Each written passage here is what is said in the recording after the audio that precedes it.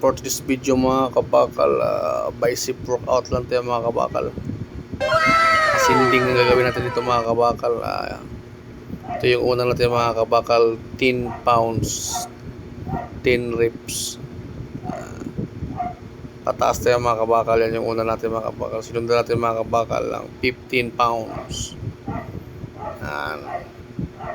Bali, 4 na seat na pataas mga kabakal, 4 na seat din pababa.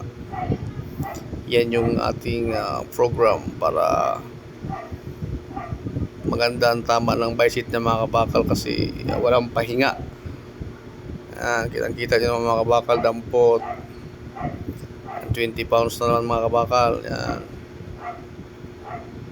Kaya kahit magaan lang mga kabakal pero ngalay din. Kasi 3 seat mong gagawin ganyan eh. Yan yung pinakahuli kong seat. Yan yung binidyo ko. Kaya medyo ngalay talaga. Gusto nyong sundan mga kabakal, pwede nyong gawin to. Last exercise o last seat, 25 pounds yan mga kabakal. Yan mga kabakal, papikit-pikit na ako mga kabakal kasi ramdam ko na yung ngalay. Yan, kahit magaan lang pero yan, may kunting swing na mga kabakal. Ayos lang yan mga kabakal kahit may kunting swing. Diba? Tapos flex ng konti. O yan, tira na naman. Patas. Galing naman tayo sa 25 pounds. Pababa naman mga kabakal. Yan. 25. Same pa rin.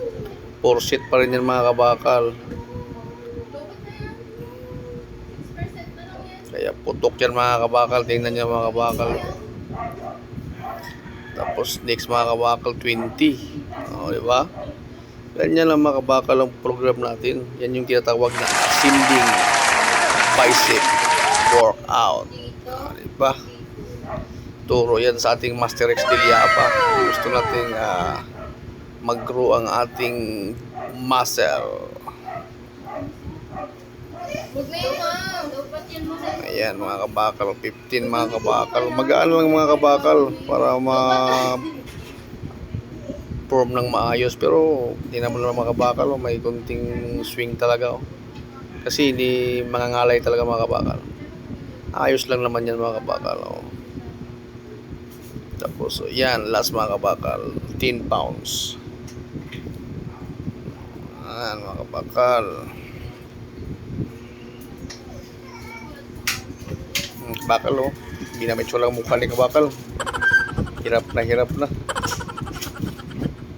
Tuloy yan mga kabakal, walang pahinga yan. Tapos sinundan natin agad mga kabakal ng yan barbell curl. 30 pounds lang tinira ko dyan mga kabakal. Yan mga kabakal, failure yan. Failure yan. Yan ang turo ng ating master. Magaan lang yan pero wasak yan. Yun. Tapos yung sunod natin mga kabakal, reverse. Yun pa rin, nagbawas ako ng mga kabakal kasi reverse, medyo mahina ako sa reverse tumira lang ako dyan ng 15 pounds lang tinira ko dyan mga kabakal. Reverse barbell curl. Yan lang, simple lang ang ating exercise mga kabakal sa bicep. Hindi na kailangan pang matagalan pa. Maganda naman tama mga kabakal. Talagang ramdam mo yung ngalay tsaka kunting putok. Huwag lang kilikili ang pumutok mga kabakal. Delikado yun.